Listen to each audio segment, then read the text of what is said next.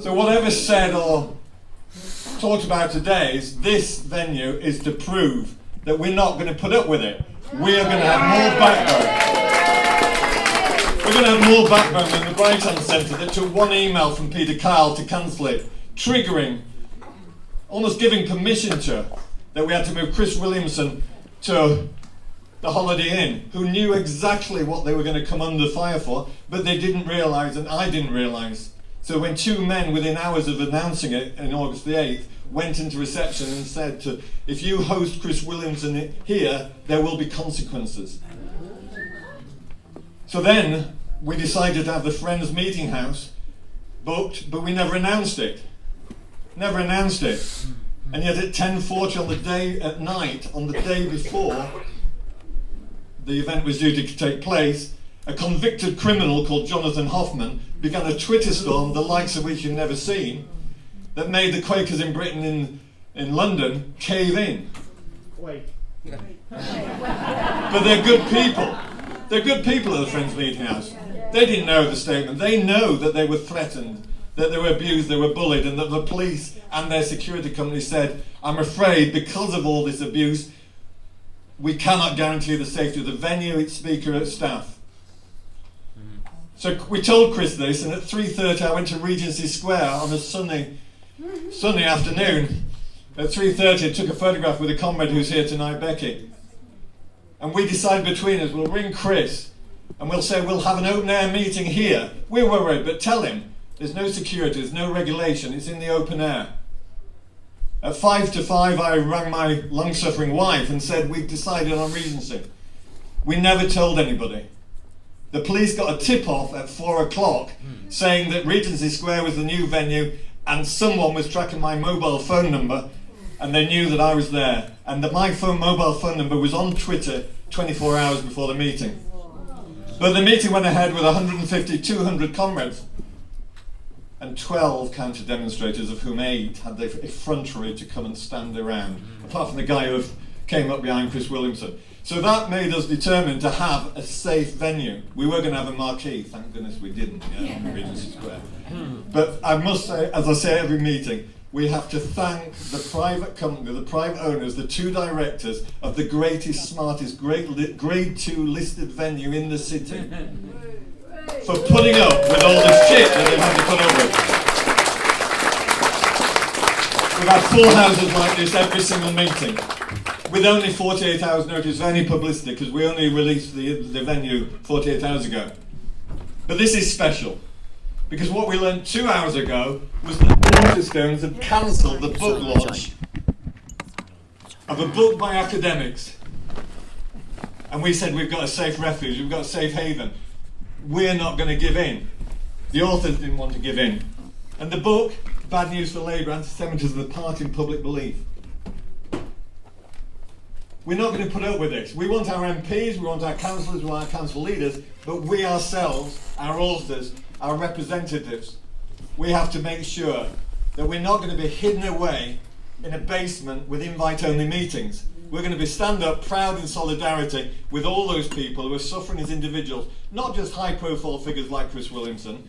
There are 12 or 13 people in this city on a map that seeks to identify their homes and workplaces as anti-Semites. I've told the police who's made the map. I know it, Ray Baker, Swansea. Go and get him, yeah?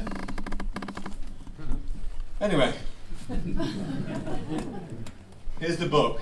We've taken delivery at short notice of 29 copies that we're aiming for Waterstones, but they've somehow ended up here.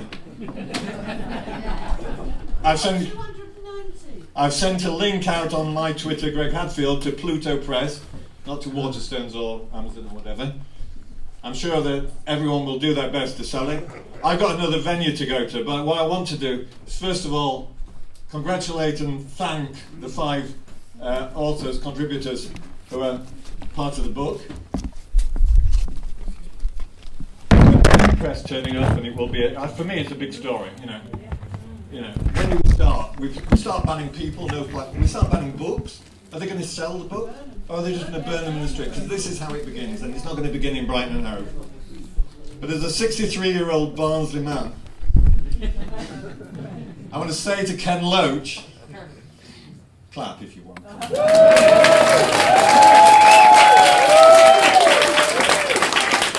There's a 63-year-old Barnsley lad who grew up as a 12-year-old when Barry Hines and Ken were making Kes, and I played on that football pitch where Brian Glover was the referee as a 12-year-old. Last time Ken was down here, I said, "You changed my life," and he did, because I believed. First of all, it made me a socialist, and he believed that what we're all trying to do is equality and justice for all, and we're not going to be put off. We're going to keep making our films, we're going to keep writing our books, we're going to keep making our speeches, and we're going to find venues that will stand up with some backbone, more backbone than Waterstones or the Holiday Inn.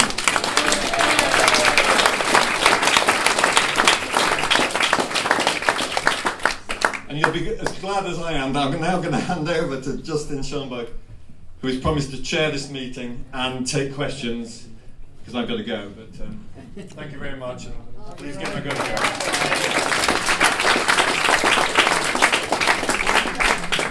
Thank you very much, Greg. Thank you so much for having us at this very late hour, this hastily arranged event. I'm just going to introduce each of us very briefly in a minute. I'm sure the rest of the panel don't need an introduction. I'll just say one thing. As academics, we welcome criticism. We get it all the time. It's what peer review is all about. We live and breathe critical, constructive feedback. But when we are prevented from talking about legitimate, peer-reviewed research done at leading universities and institutions, then I think we've reached a point where this repression is going even beyond McCarthyism, and we should all be worried about it. So my name is Justin Schlossberg. I'm Senior Lecturer in Journalism and Media at Birkbeck University. Greg Philo, Professor of Communications at Glasgow University. Mike Berry, Senior Lecturer in Journalism at Cardiff School of Journalism. David Miller, Professor of Communications at University of Bristol. Tony Lerman, former Director of the Jewish Policy Research, and I think without doubt one of the foremost experts in anti-Semitism in the world. I'm just going to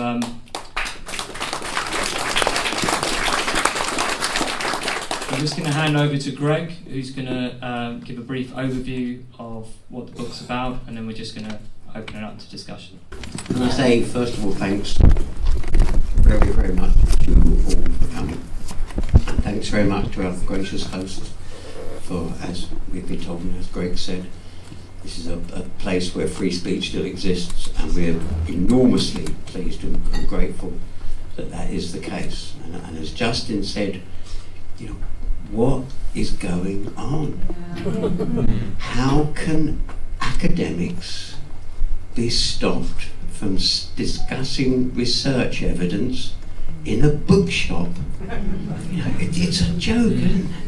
It's an absolute joke. And you think we spend our lives looking at evidence, looking at data, checking, going through things, analysing. It's our jobs. And then if we look at an issue like this, we commission polls, we do focus groups, we analyse what's happening, we look at the figures, we look at all the published evidence, we draw conclusions, and we say, well, actually, as far as we can see, these figures on the percentage of reported cases seem to be correct, and we can't see why it wouldn't be around 0.1%, perhaps a little more, but then some of the reported cases are then contested, so it go down a bit. But you're talking about that sort of number. But as soon as we actually say that after all this work, immediately people are saying, you're massaging the figures, there are thousands more cases. And you say, well, I'm sorry, but we're academics, if there's thousands more cases, by all means, you just demonstrate, show them, we'll consider them, we put them in the second edition, you tell us. But this whole thing started with me walking through the street with my partner, and we'd gone to the shops and we were looking at the headlines that day were full, full of anti-Semitism, riddled with anti-Semitism, all those headlines, anti-Semite army, those things. And I said to my partner, God, what on earth do people think is going on who are reading all this, And we saw my neighbour coming down, our neighbour walking down the street. It was a very charming, pleasant woman who we know well.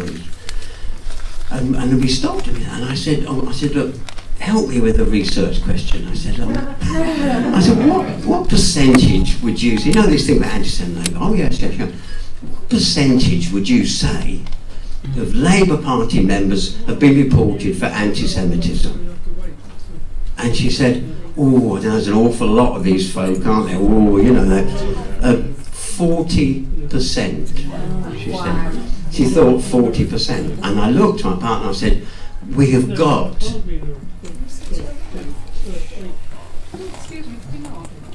Oh, sorry, I think you were making a question. I'm used to students kind of going, just a minute, Professor. I just want to tell you, But anyway, I then said we have to do a poll. So we commissioned a national opinion poll, and from Survation, who did it, and we asked that question: what percentage do you believe Labour Party members have been reported for anti-Semitism? And the national poll showed that on average, people believed 34% of Labour members had been reported for anti-Semitism. That shows the absolutely astonishing thing. Now look, there's no part of the book to say there's no such thing as anti-Semitism. There's no part of the book to say, oh, this is justice for me, and there's no anti-Semitism in the Labour Party. I've never said that. What we said is, how do you move from the 0.1% and the reported cases and that level to this public belief? How on earth, how do you get such a massive disparity? And we looked, through the different factors that have produced this, that have kept this story in the headlines, that we looked through in the book, a whole range of the issues, the factionalism within the Labour Party, the way in which Jerry Corbyn was attacked with this issue, all of the arguments in relation to that. We look at another range of arguments in relation to issues like public relations, to communication strategies about what the Labour Party did and what it could have done or should do to get its message over clearly. We look at issues like how the right-wing press, and I said the right-wing press, the press, we used to say, well, except the Guardian, I don't think we bother anymore, do we really? We just say the press, So we look at how the press, oh, I'm sorry. I'll go through all every possible exception. But you see, and I got a wonderful quote in the book from John Underwood, who was an ex-communications director of the Labour Party, and he says, really says, does anybody think for a minute that the media are not going to use this as an excuse to bash up Jeremy Corbyn? Absolutely. Of course they are. No one can be surprised at that. So what have we got to do for a communication strategy? How do we get the alternative messages across? How are we clear about getting clear information out to the public? How do we get people to understand the alternatives, not just on this, but on the whole range of policy and the range of alternative economics, of alternative social policy, all of the issues that are important to discuss. What's the communication strategy for that? We also look in the book at the issue of how there were arguments over anti-Semitism in relation to Israel, how there was this was an argument which goes way beyond the Labour Party internationally to issues like the IHRA definition, the attempts at redefining anti-Semitism in terms of what was perceived as a threat to Israel, to a threat to the existence of Israel was seen as undermining the right of Jewish people to self-determination. Though those kinds of arguments, we analyse all of those and show what the whole history of those sorts of developments.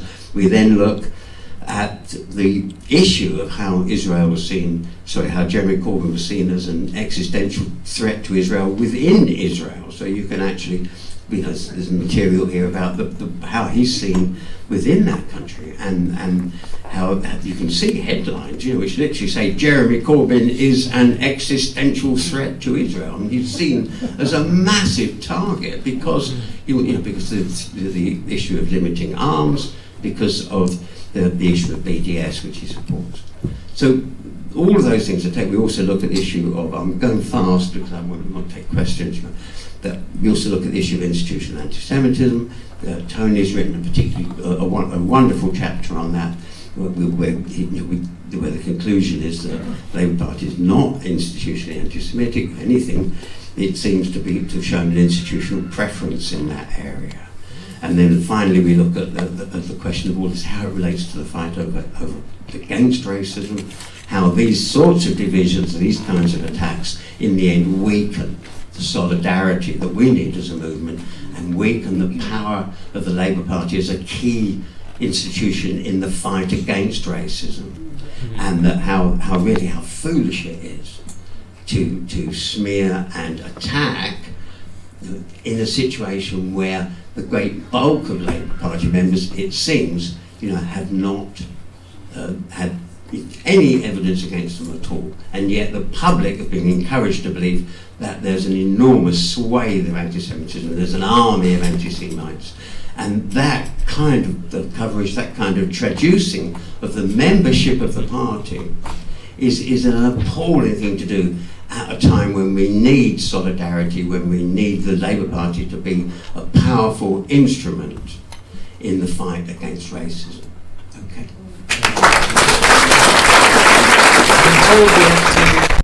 Finish no later than 9:15, so we've got just under half an hour for discussion. I'm going to do what I've secretly always wanted to do, which is play Jeremy Kyle, because we've only got one microphone. So we'll take, what we'll do is we'll take, say, 3 or 4 at a time, and then we'll ask the panel to respond, and we'll just get through as many of those rounds as we can. So Jackie and the gentleman behind, and then the lady there, and then the gentleman there. As you could imagine, I might have quite a lot to say about this subject, but I won't. So I'm going to stick to what this subject is about. And I'm sure some of you may know that I contributed to this book, The Responsibility of Intellectuals, which was published this month and is just about to have its launch at UCL. And there have been similar attempts, even though there are not just eminent academics contributing to this, but Noam Chomsky as well, to both ban this book and ban the launch. So what I'm pointing out is that what's happening here is not a one-off. And therefore, as people who are thinking about the responsibility of intellectuals, in some way intellectuals, how can we as intellectuals and as activists respond to this unprecedented attack when people who should be our leaders are remaining silent?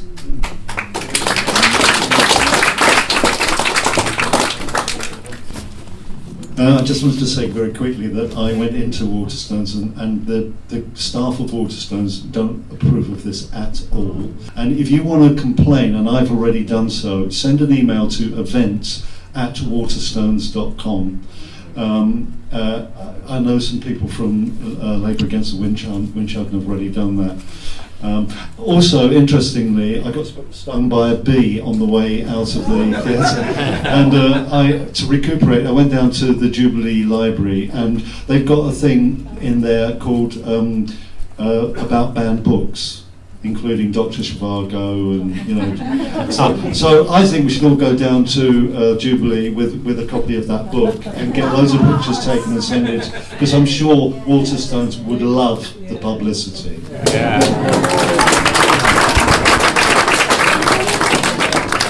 So we actually heard from a reliable source that this decision came from the CEO of Waterstones, based in New York. So Richard. Thank you. This is as far as the mic stretches. I've just made it. Richard Cooper, Jewish Voice for Labour. I just want to stress that the banning of the thing in Waterstones, for me, is of a different order from the banning even of Chris Williamson, even of particular individual meetings. This is a chain of books who flourish in the free trade of ideas. That's what they're about. And this is an assault of a different order. And I think not only must we develop a campaign against Waterstones, but as Jackie pointed out, this is one of a number of things that seem to be coming up. And the right to exchange ideas freely in written form by purveyors of books. The next thing, as pointed out before, is they will be burning them. Yeah. We have got to make a general campaign on this. And I ask the authors to help us think through how we can not just defend this book against this particular event, but in general make a stand. Thank you. Should take one more here. We'll have a response. I'm a filmmaker, and the subject I've been covering, one of the things that the academics have said is because there's so much business financing of universities, it really has curtailed the sort of research that the universities are willing to allow. And I was wondering if there'd been any problems yourselves on that, and whether you've also had attacks from other academics. So the one I'm covering is around fracking fossil fuel. Academics have actually also been effectively sacked and then had to do many court cases to get reinstated. So that's my first question. Second question, I'd really love, particularly the media studies guide, your reflections on the Panorama documentary. Don't start on that.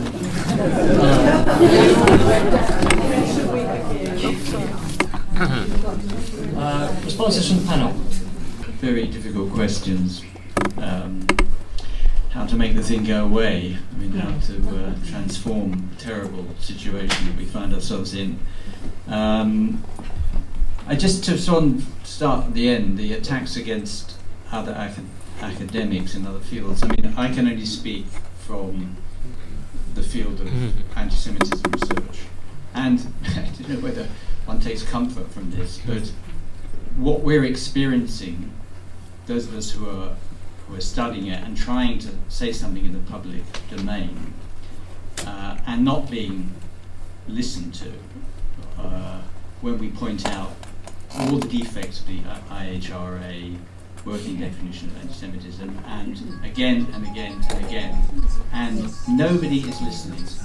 Nobody in the major newspapers. They simply don't want to hear the message that there's something wrong with that. So, it's hard enough for those of us who are trying to write serious academic stuff about anti-Semitism to get any kind of message of what's in the public domain. But in the academy, there's a war going on between academics in the study of anti-Semitism at universities across the world, in effect.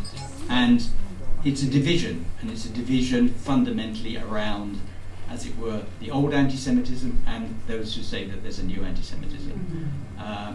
And the camps in this world simply can't talk to each other. So we're at a terrible low point at the moment in the understanding and explanation of anti-Semitism because of this war that's going on, and because of the fact that we can't help people understand what anti-Semitism is today. The polls have been done that show the public really doesn't understand what anti-Semitism is anymore.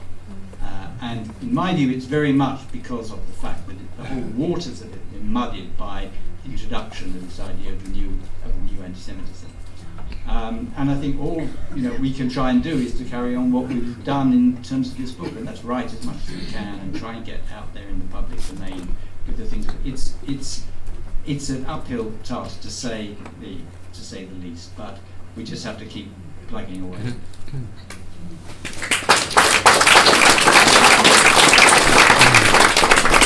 Very briefly, I wanted to say about attacks on academia in response to that part of the question. I mean, this is, someone mentioned McCarthyism. This is the worst attack on academic freedom since and probably before the 1980s. And the worst attack in the 1980s came from an organisation called the Institute for the Study of Conflict, set up by the CIA with MI6 funding, which produced a study report, one of the authors of which was your friend of mine, Dr. What's she called? Caroline Cox. There we are. I always have to say that this is my favourite bit of her story, is that in 1974, when she was a lecturer in sociology at the Polytechnic of North London, she had a vote of no confidence, a unanimous vote of no confidence in her by her students. So shortly thereafter, she left sociology, joined the Institute for the Study of Conflict, in trying to assassinate the subject of sociology in the UK. And they were partially successful in that they changed the Social Science Research Council in the 80s to the Economic and Social Research Council. So they were partially successful. But since then, as people have rightly noted, corporate power, as a result of the neoliberal revolution, has become much more important in determining research agendas. And I think there's a well-known history of that in relation to climate, in relation to Coca-Cola, you can list all the companies. What's less known, I think, is perhaps the involvement of the state and the secret state in research funding. I just want to give you, I could talk to you all night about this if you want. But one example, there's a centre called the Centre for Research in Emerging Security Threats at Lancaster University, which is mainly funded with £5 million from MI5, MI6 and GCHQ. And this is an organisation which has published 31 articles since it started in 2015 in academic journal articles where they're supposed to have conflict of interest statements which disclose the fact that this book's funded. Not a single one of them has made any such disclosure. Right? So no one knows effectively from their publications that this is going on. So this is a more general problem in academia, in the involvement not just of the intelligence services in the universities, but of the recruitment of academics to propaganda campaigns by the state, so that academics involved with the state are engaged in attacking those of us who would otherwise be critical, and I can talk to you much more about that later. But I just wanted to say that of course, this is a problem. I mean, and the anti-Semitism issue is one of those issues, but there are many more problems, especially for those of us who speak out against the foreign policy disasters which this country seems to be intent on pursuing.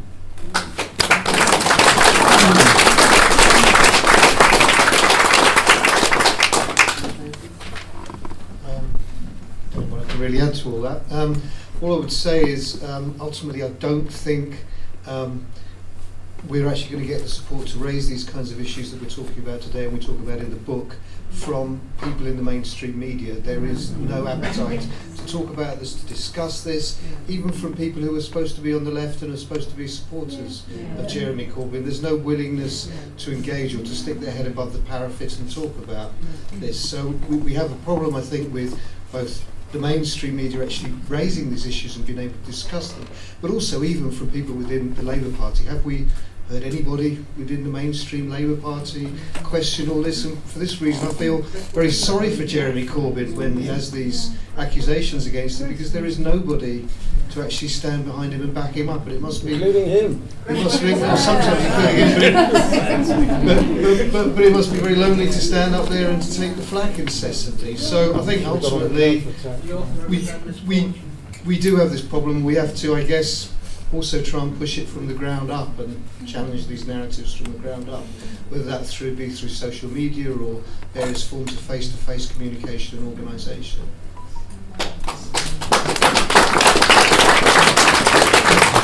Okay, I'll take another one. I'll just say one thing in relation to the panorama question. I mean, when we did this book, I think it's fair to say, at least I honestly thought it couldn't get any worse.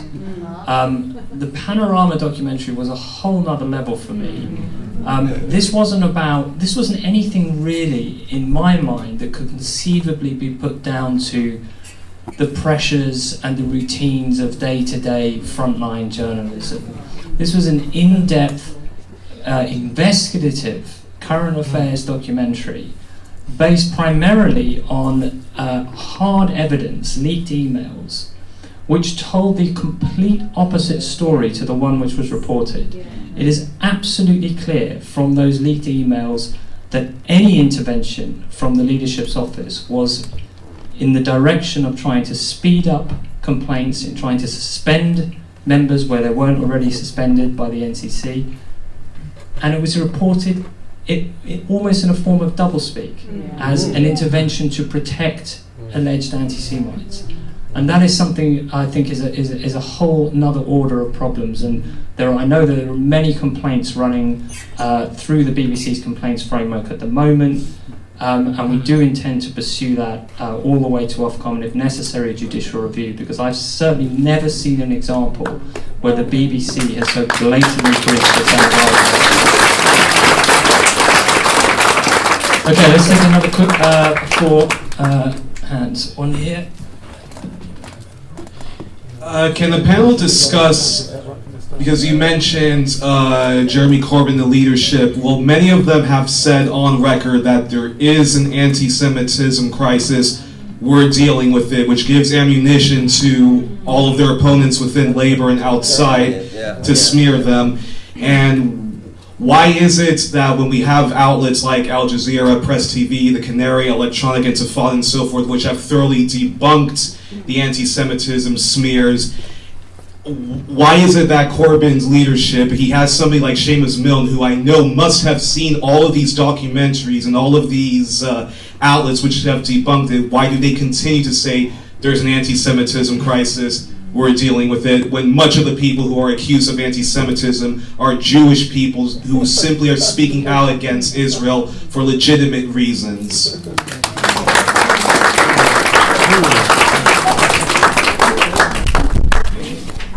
I want to pick up something that David said. I've always assumed that this smear campaign is based upon the excavation of a huge depth of Twitter and Facebook posts. Now, I don't know anybody else, but I can't find a Twitter post I did a month ago, let alone what someone else did 6 years ago. This is not an amateur job to find this stuff. It requires serious, heavyweight artificial intelligence. Now, there are obviously two targets of this campaign. One is Jeremy Corbyn and the Corbyn Project. The other one is our ability to talk about Palestine. Yeah. I'd always naively assumed that the heavyweight IT behind this was coming from Tel Aviv, from Mossad, because that's the sort of thing they do. But reading an article in The Guardian last week about the way The Guardian has been subverted and taken away from doing any investigative journalism by direct intervention by MI5 makes me begin to suspect that this mining that's fed to people like David Collier is actually coming from the British security services in an attempt to stop us having a socialist government in this country. And of course this is what MI5's job has been for many, many years.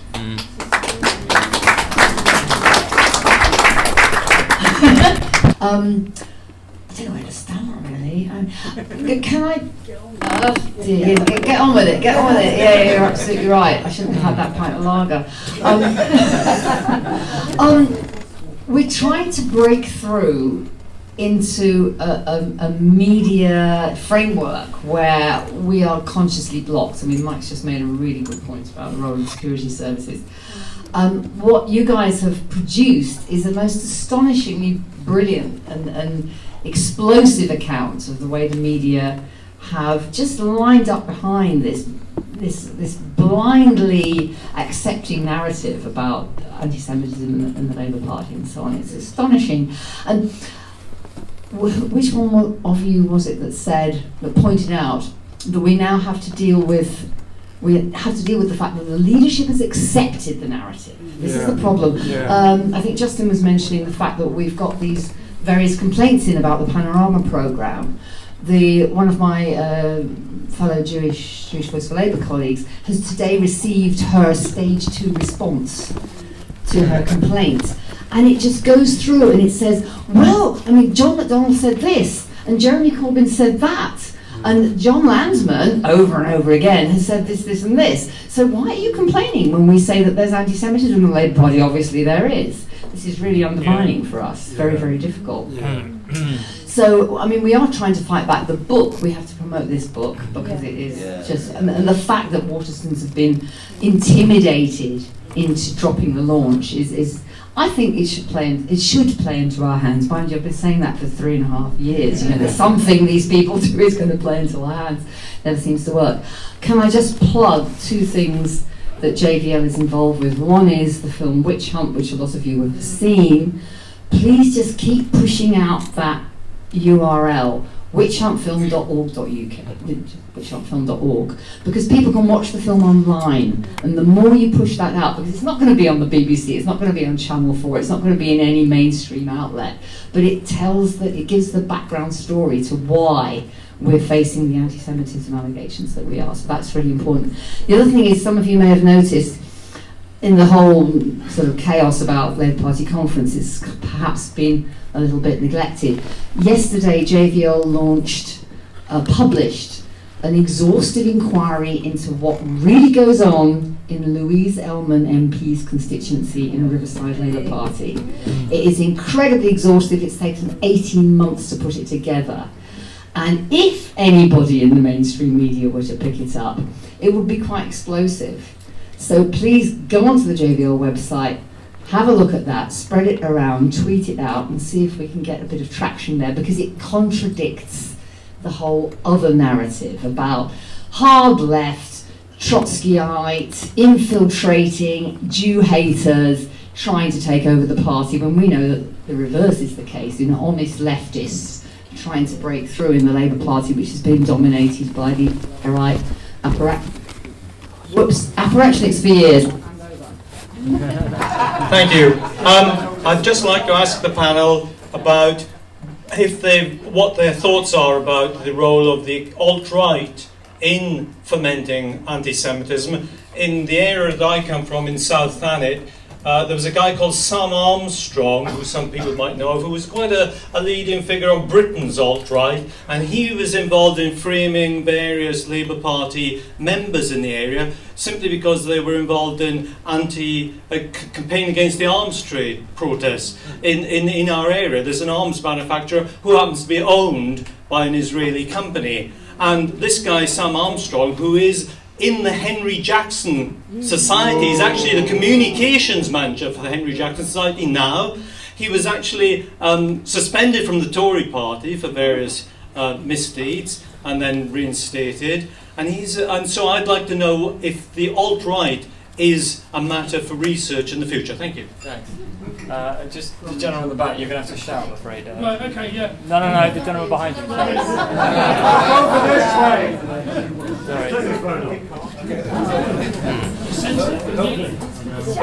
Hopefully you can hear me. Yes.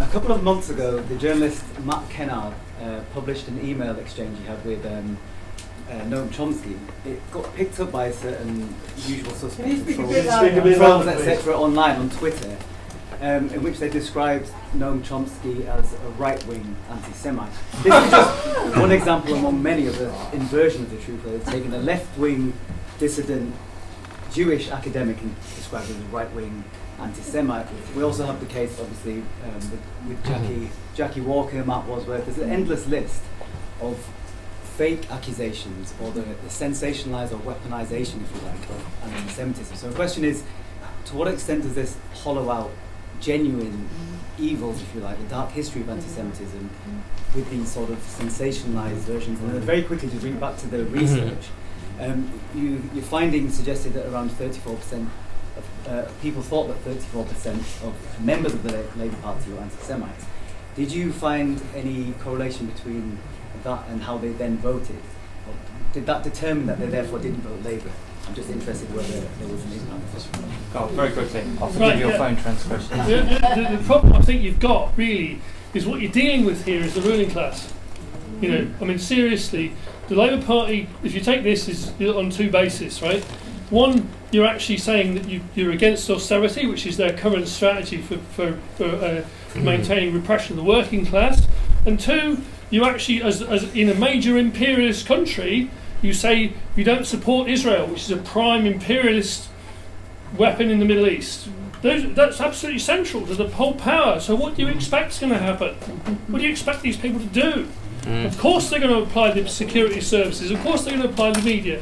Of course they're going to apply all forms of power to prevent this from happening.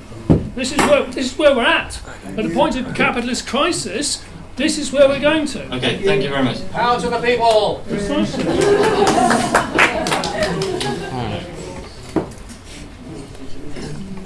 Thank you again all for coming and for the questions and discussion. What I'd say is there are some important things to say here. The movement is crucial. What should the leadership do? It should defend the movement.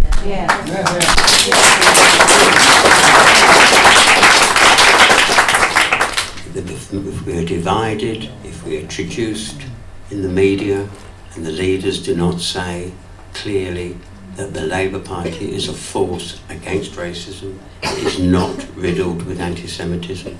There is no army of anti-Semites. This is not true. They have to stand by exactly what's happened. They can explain exactly what's happened, and they can assert the great history of Labour as a key force in the really terrible times that we face with the rise of the new right, with the rise of new forms of fascism. And the key role of the Labour Party will be to fight that. And at the end of the day, does anybody believe if the Battle of Cable Street was fought again, we say in the book, does anybody believe that the Labour movement, the people in this room, all of us, would be anywhere else but on the barricades with the Jews against the fascists? I mean, where do they think we would be? And it is ridiculous to traduce the whole movement in this way. It weakens the struggle, it makes us weaker and it weakens the solidarity that we will need very, very much in the years ahead.